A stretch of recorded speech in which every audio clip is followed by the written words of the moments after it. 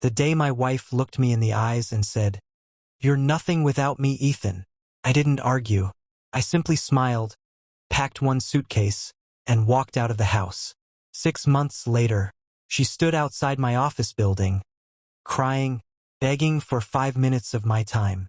But by then, I had already become the man she never believed I could be. My name is Ethan Carter. I'm 38 years old. For 10 years, I loved one woman with everything I had. Her name was Olivia. When we got married, I wasn't rich. I worked as a mechanic. Long hours, dirty hands, average salary. But every paycheck went toward giving my family a better life. Olivia always dreamed of luxury, designer clothes, expensive vacations, a big house. At first, she said she didn't care about money. But people change. As her friends married wealthy businessmen, she slowly became ashamed of my simple life. She started making jokes about my job.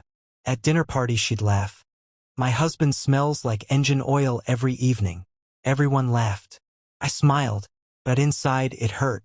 What she didn't know, every night after work, I spent 5 more hours building a software company from my tiny garage. For 4 years, nobody believed in it, not even my own wife.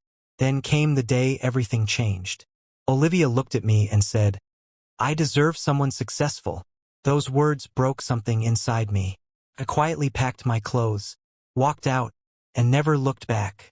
6 months later, the software company I built was acquired for $28 million. News channels covered the story. Business magazines wanted interviews. The mechanic everyone laughed at had become a millionaire overnight. One afternoon, my secretary walked into my office. "Mr. Carter, there's a woman outside asking to see you." I looked at the security camera. It was Olivia, the same woman who once called me a failure. She stood outside holding a small photo album from our wedding. When I finally met her, she whispered, "I made the biggest mistake of my life." I looked at her quietly.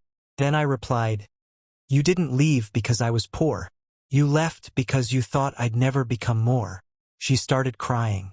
But some doors, once closed, never opened the same way again. That day I forgave her. But I never went back. Because self-respect is worth more than second chances. Sometimes people don't leave because you're failing. They leave because they can't see your future. Never let someone else's opinion decide your worth. One day, your success will speak louder than their doubts.